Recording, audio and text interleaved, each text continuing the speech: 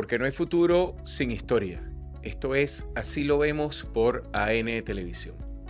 Esta semana estaremos analizando el recorrido que la presidenta encargada, Delcy Rodríguez, realizó recientemente a la India y a Turquía. Y habría que comenzar por señalar varios elementos. El primero y quizás más importante es que el inicio de esta gira es la ratificación del mantenimiento de la institucionalidad, de la formalidad jurídica del Estado venezolano. Cuando la presidenta encargada solicita ante la Asamblea Nacional, en concordancia con lo establecido en la Constitución de la República Bolivariana de Venezuela, un permiso para ausentarse del país, y la Asamblea Nacional, en la figura de su presidente Jorge Rodríguez, de la Junta Directiva Pedro Infante, de la segunda vicepresidenta Grecia Colmenares, le da la venia, le da el permiso, se ratifica el cumplimiento de los protocolos jurídicos que ahí están establecidos. Esto, que parece una nimiedad, un pequeño detalle, cobra más significado cuando lo entendemos en términos de filosofía de la comunicación como un acto performativo. Un acto performativo es un acto que por sí mismo implica una acción concreta. Por lo tanto, lo que estamos afirmando acá es que cuando la presidenta encargada solicita a la Asamblea Nacional el permiso para hacer una gira de esta magnitud, está ratificando el mantenimiento de la institucionalidad del sistema político venezolano. Y esto es muy importante que lo recalquemos, porque indudablemente parte de las operaciones psicológicas que hemos visto después del 3 de enero están esencialmente asociadas a intentar plantear que la presidenta encargada, que el sistema político venezolano, que los actores políticos, que toda la estructura del Estado está sometida a los designios del presidente de los Estados Unidos. Y por lo tanto, el propio acto en sí es una negación creíble, concreta, específica de esta tesis. En segundo término, y también en esta misma línea, debemos entender que esta gira implica la ratificación de la diplomacia de paz que ha sido una constante desde el inicio del gobierno del presidente Hugo Chávez en 1999. Y además refuerza la visión de alineamiento no tradicional de la política exterior de Venezuela. Hay que recordar que la India es parte importante, parte fundadora de los BRIC, junto con Brasil, junto con Rusia, junto con China, junto con Sudáfrica, y ahora hay que hablar de los BRIC Plus, es decir, donde se suma la propia Turquía, donde se suma Arabia Saudita, donde se suman otra serie de países. En este sentido, lo que estamos diciendo es que no solo que la presidenta encargada, al solicitar ante la Asamblea Nacional, da una muestra de cómo el gobierno, de acuerdo a la Constitución, sigue estando vigente, no está supeditado a una agenda que devenga de los intereses de otra nación foránea, sino que además la autorización del viaje a la India y a Turquía ratifica las posiciones que tradicionalmente, desde Chávez, el presidente Nicolás Maduro y ahora la presidenta encargada, Delcy Rodríguez, tienen que ver con una visión hacia la perspectiva sur-sur.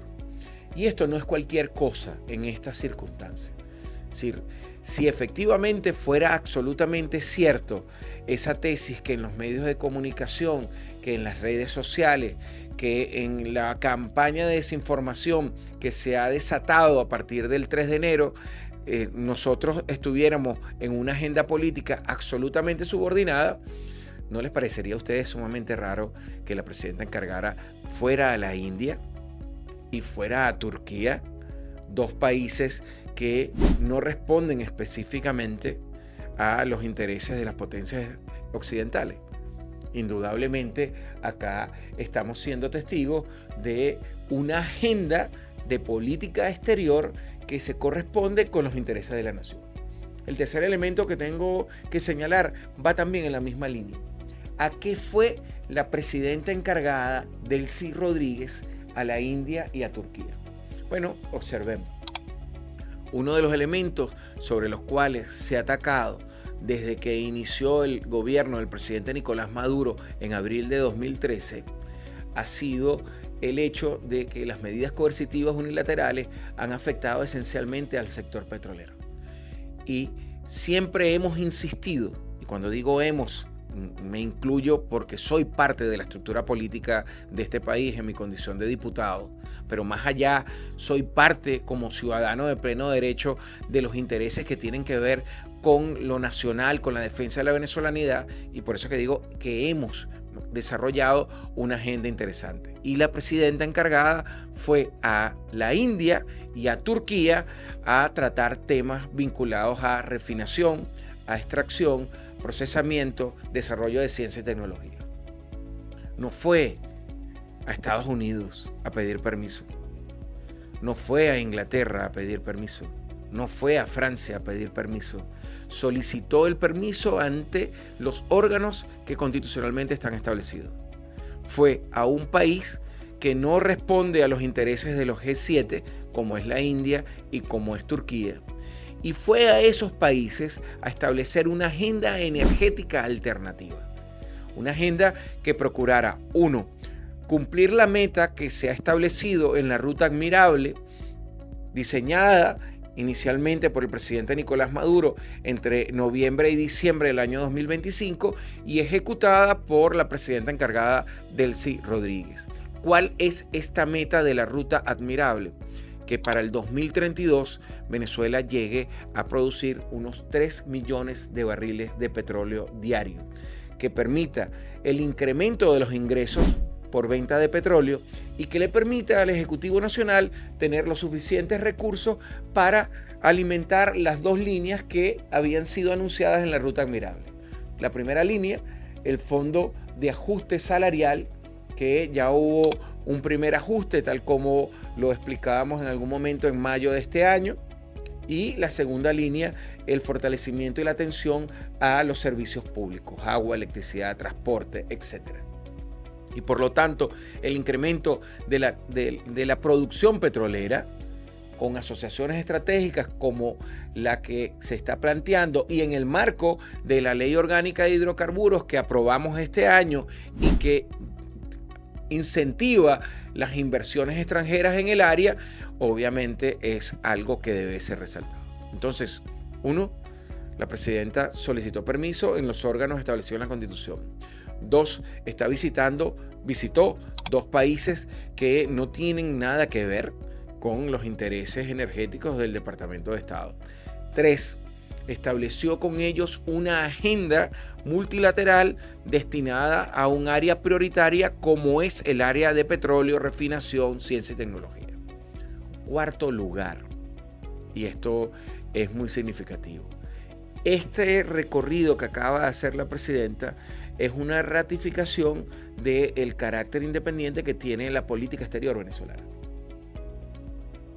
Y estamos hablando de un recorrido de la primera salida importante a un eje geopolítico como es el eje euroasiático, que tiene un significado desde que en el año 2004 el presidente Chávez en el nuevo mapa estratégico definió la necesidad de que Venezuela buscara vincularse geopolíticamente con nuevos socios a nivel mundial. Y por lo tanto, esta asistencia, repito, a la India y posteriormente a Turquía, ratifica la línea establecida por el presidente Chávez del año 2004 y continuada por el presidente Nicolás Maduro y que está siendo profundizada por la presidenta encargada, buscando socios estratégicos en esta nueva dinámica mundial. En quinto lugar, no podemos dejar de señalar que este recorrido que está haciendo la presidenta encargada de la República, Delcy Rodríguez, de alguna manera busca superar las medidas coercitivas unilaterales que han tenido un efecto pernicioso con pérdidas para todos los venezolanos de más de 860.000 millones de dólares. Repito, pérdidas por efecto de las medidas coercitivas de más de 860.000 millones de dólares. No son pérdidas para la estructura política del PSUV, no son pérdidas para los gobernadores en ejercicio, no son pérdidas exclusivas para los alcaldes, no son pérdidas para los diputados, no son pérdidas para los concejales, no son pérdidas para los legisladores, son pérdidas para todos los venezolanos. Estamos hablando que esas medidas coercitivas unilaterales que nos siguen afectando y que sigue siendo una prioridad en términos de la negociación que está planteada con los Estados Unidos, que no es una negociación fácil, que se produzca una flexibilización que permita que los venezolanos recuperemos los niveles de vida. Esos 860.000 millones de dólares en pérdida han significado para usted que me está viendo, para su hijo, para el nieto que acaba de nacer, para su hermana, para su cuñada, para su abuelita, una pérdida de ingresos anuales de $19.000 de ingreso anual. Más de $1.000 de ingreso mensual ha perdido cada venezolano, no importa su estructura etaria, no importa su sexo, no importa su condición social.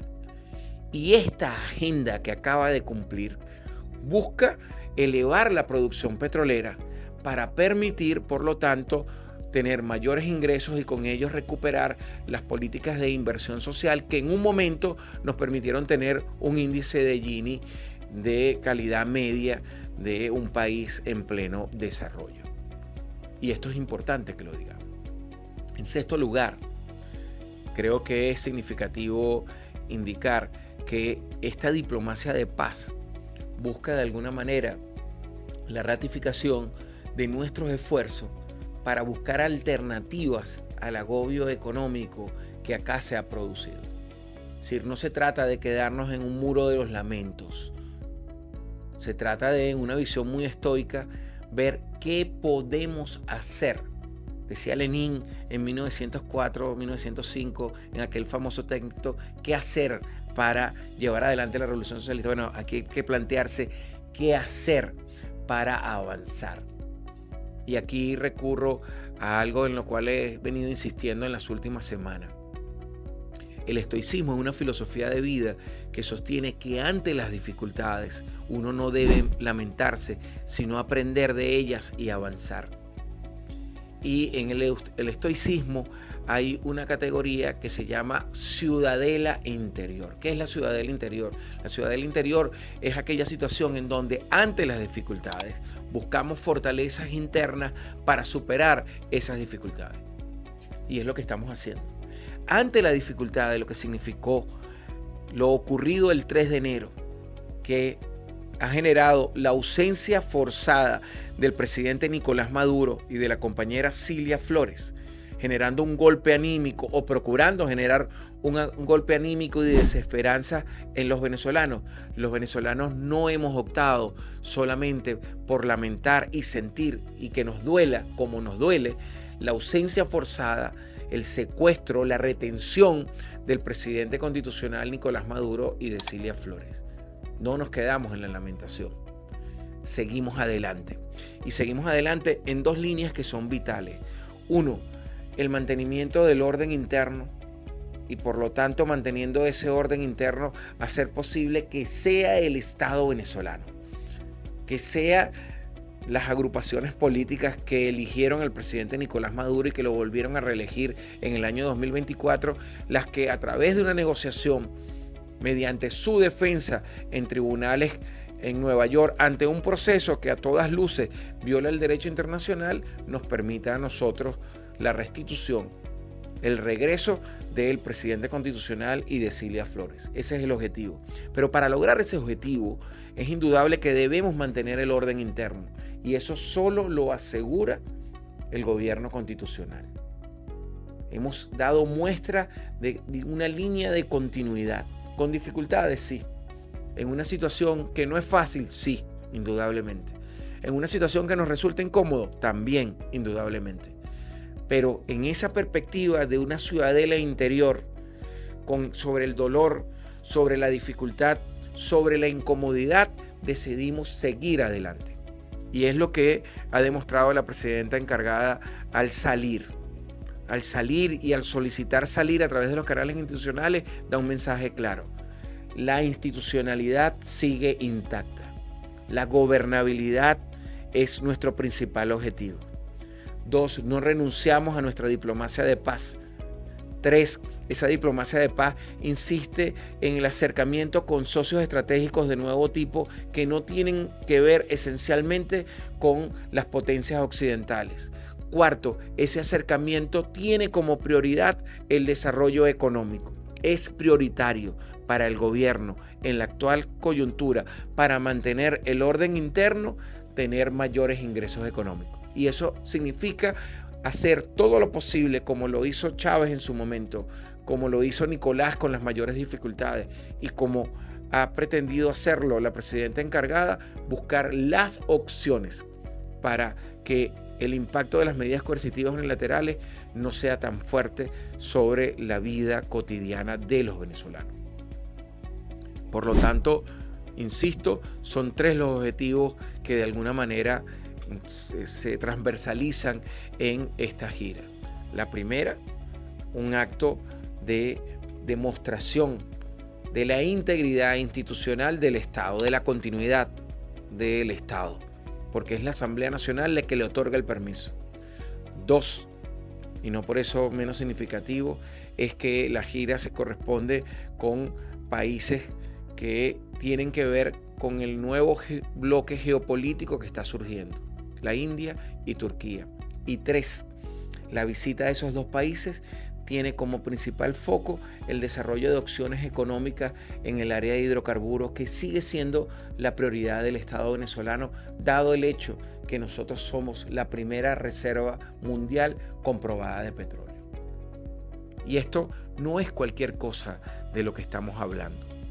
Estamos hablando de, en medio de una dificultad, en medio de una andanada en términos de guerra psicológica, en términos de rumores que van y vienen sobre una entrega y sobre una pérdida de soberanía, nosotros acudimos a los que son nuestros socios. Yo debo recordar acá que el año que viene se produce de nuevo una cumbre de los BRIC y que sigue en pie la solicitud de Venezuela de ingreso, que en su momento fue impedido, por cierto, por algunos de los miembros fundadores, a pesar de la insistencia de China, de Rusia, de la India y de Sudáfrica. Esperemos que en esta nueva coyuntura pueda darse el planteamiento de nuestro ingreso como miembro total, con pleno derecho, a los BRIC.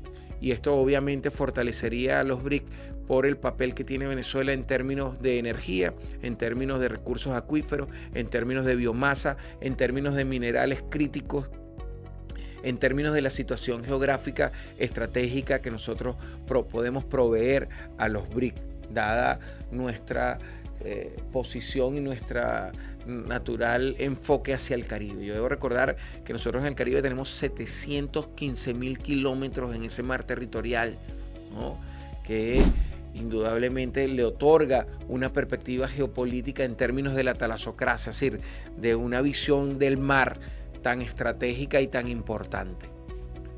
Y esto es algo en lo cual la presidenta encargada ha dado continuidad a una política que comenzó desde el presidente Chávez en su momento. Esta gira y las reuniones bilaterales sostenidas con el primer ministro de la India y el presidente Erdogan en Turquía ratifican, por lo tanto, esa posición de no alineamiento que nosotros hemos formulado desde el año 2004, repito, con el mapa de altos estudios estratégicos, el nuevo mapa estratégico, como lo denominó Chávez en su momento. Y en este sentido, es obvio que hay que profundizar esta dinámica. Comenzamos, por lo tanto, ver una presencia internacional que además es un mensaje, es una semiótica clara de la comunicación. Recordemos, primero viajó a Barbados, la presidenta encargada, ahora este nuevo recorrido, y esto En medio de esas medidas de asfixia, en medio de esas medidas de presión sobre Venezuela, es un mensaje claro, es un mensaje esperanzador en términos del desarrollo de nuestra política exterior.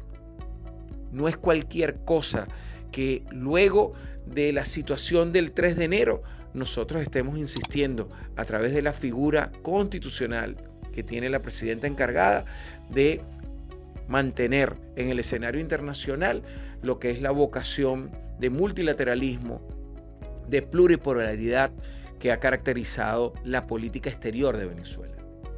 Este viaje es una ratificación de esa línea.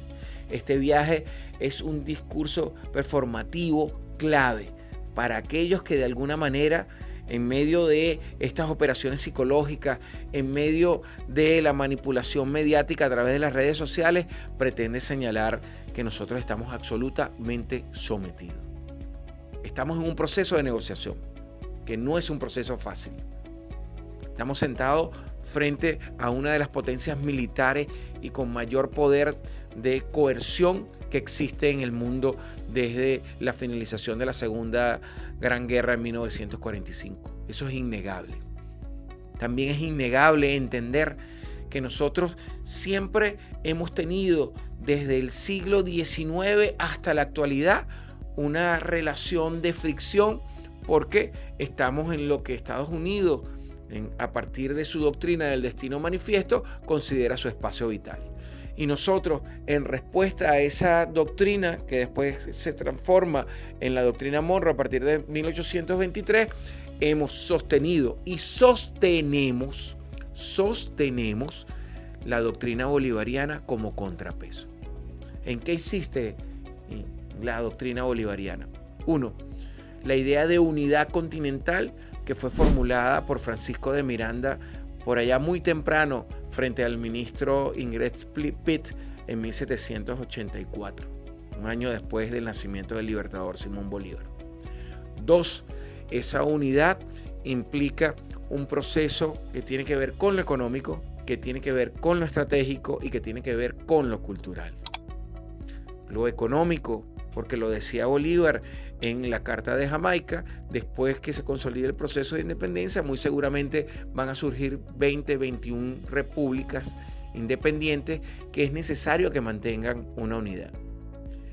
En lo estratégico, tiene que ver con que es un espacio que va desde el Río Grande hasta la Patagonia, con acceso a dos de los océanos, de las áreas marítimas más importantes, como es el Pacífico y como es el Atlántico Sur, ¿okay? Y por la otra, indudablemente, lo cultural. Estamos hablando de una diversidad, una población que nos une no solo el tema lingüístico, sino elementos de profundo carácter y coincidencia antropológica y cultural. Y es esa línea de la unidad continental formulada por Miranda y profundizada por Bolívar que se ha mantenido en el gobierno de Nicolás, en el gobierno de Chávez, y ha mantenido la línea la presidenta encargada, Delcy Rodríguez, en medio de las dificultades que nos ha tocado asumir desde enero para acá. Por lo tanto, insisto, se trata de una comprensión global. No es cualquier gira la que asistimos ahora. Es una ratificación de nuestro derecho a llevar una política internacional soberana, de llevar unas líneas de diálogo con factores más allá de las potencias occidentales y buscar en tercer término con esas líneas de diálogo opciones económicas que favorezcan a los venezolanos, sobre todo a partir del área de desarrollo de hidrocarburos. Es un área vital. Desde el inicio de la explotación petrolera en el año 1914 con el Barroso II y después con el Sumaque en 1922, se ha ratificado el carácter energético prioritario de Venezuela y se ha mantenido y debemos profundizarlo. La situación, el análisis geopolítico en nivel prospectivo nos indica que el tema de la energía va a seguir siendo un gran dolor de cabeza. la inseguridad energética, producto del agotamiento de las reservas de los países industrializados, nos coloca a nosotros, Venezuela, la República Bolivariana de Venezuela, en un primer foco en términos de lo que nosotros podemos ofrecer a la economía mundo. Y lo que podemos ofrecer está en concordancia con el decreto del Libertador, que lo que está en el subsuelo pertenece al gobierno de Venezuela. Es lo que ratificamos en la Asamblea Nacional en la Ley Orgánica de Hidrocarburos, es lo que fue a ratificar la presidenta encargada, Delcy Rodríguez, en nuestro diálogo con el primer ministro de la India y con el presidente Erdogan en Turquía. No renunciamos a nuestro derecho de buscar las mejores opciones para el pueblo venezolano. Estamos sentados en una mesa de negociación que es muy difícil, que es incómoda, pero seguimos insistiendo en mantener la línea que nos trazó el presidente Hugo Chávez. Chávez lo decía en su último mensaje: unidad, unidad, unidad. Nos faltarán quienes intenten quebrar esa unidad. Lo que no se logró con lo que vivimos en enero pretende ahora lograrse a través de operaciones psicológicas. Y es nuestra responsabilidad, no tanto en mi condición de diputado, sino más en mi condición de analista político, advertir sobre las operaciones psicológicas que están buscando debilitar la unidad interna, que ha sido siempre nuestro principal escudo, que ha sido siempre nuestra principal fortaleza y que en cualquier escenario electoral es vital. Aquellos que no entendiendo la magnitud de lo que está en juego, aquellos que no entendiendo lo que significa el papel de Venezuela en términos de ejemplo, en términos de simbólicos de lo que ha trascendido la democracia participativa y protagónica que nosotros hemos construido, y que de alguna manera se han hecho parte de estas matrices de opinión que buscan resquebrajarnos internamente, no terminan de entender lo peligroso que es eso para escenarios políticos a futuro. En una democracia tan participativa como es la venezolana, que ha tenido más de 34 procesos electorales desde que comenzó con la convocatoria a la Asamblea Nacional Constituyente un 2 de febrero de 1999 por parte del presidente Hugo Chávez, y que ha tenido una continuidad que ninguna democracia en el mundo, ni Inglaterra, ni Francia, ni Alemania, ni Italia, ni España, ni Estados Unidos, ni Canadá han realizado tantos procesos electorales como los que nosotros hemos hecho. No han profundizado como nosotros lo hemos hecho. Un simple análisis comparativo del sistema electoral norteamericano, que tiene más de 200 años intacto, con lo que nosotros hemos logrado, es una muestra más que evidente. Y esta gira de la presidenta encargada busca efectivamente atender uno de los graves problemas que tenemos, que es la situación de precariedad económica inducida por las pérdidas, repito, de más de 860.000 millones de dólares que nosotros hemos tenido desde antes del decreto Obama hasta la actualidad. Nuestros objetivos son claros: mantenimiento del orden interno, desarrollo de todas las políticas que puedan de alguna manera incentivar la inversión de capital extranjero directo en la economía venezolana, y 3, que esa inversión de capital se traduzca en mayores recursos financieros para atender a la población venezolana. Esas 3 condiciones nos permiten fortalecernos por un lado y nos permiten de alguna manera apoyar el proceso jurídico, que sin lugar a dudas no tiene ningún asidero, pero que indudablemente tenemos el deber de defender al presidente Nicolás Maduro y a la compañera diputada Cilia Flores. De eso es lo que se trata. Por lo tanto, mantener esas 3 líneas, y cómo esas 3 líneas se hacen posible a través de una política exterior que ratifique las posibilidades que nosotros tenemos de fortalecernos económicamente, es vital para cualquier resultado a futuro en torno a la figura del presidente Nicolás Maduro y de la compañera diputada Cilia Flores. De eso es lo que se trata. en los mejores términos. Como siempre hemos insistido en el diálogo, en el agotamiento de los mecanismos establecidos en la Carta de las Naciones Unidas. Venezuela siempre ha sido un país de diálogo, siempre. Y siempre en su historia, cuando hemos insistido en esos diálogos, han acudido voces que han intentado atentar. Yo soy historiador, les recuerdo de nuevo el diálogo que planteó Bolívar con el general Pablo Morillo, que desde el año 1815 hasta 1820, cuando se concreta el Tratado de Regularización de la Guerra y el armisticio, tuvo una guerra fratricida contra las fuerzas patriotas. Y Bolívar entendió perfectamente que no todo el tiempo puede vivirse en una confrontación y decidió sentarse a buscar una salida diplomática y encargó a Antonio José de Sucre, posteriormente el gran mariscal, a construir un acuerdo diplomático que hasta el día de hoy es ejemplo en cada proceso de paz que ha ocurrido.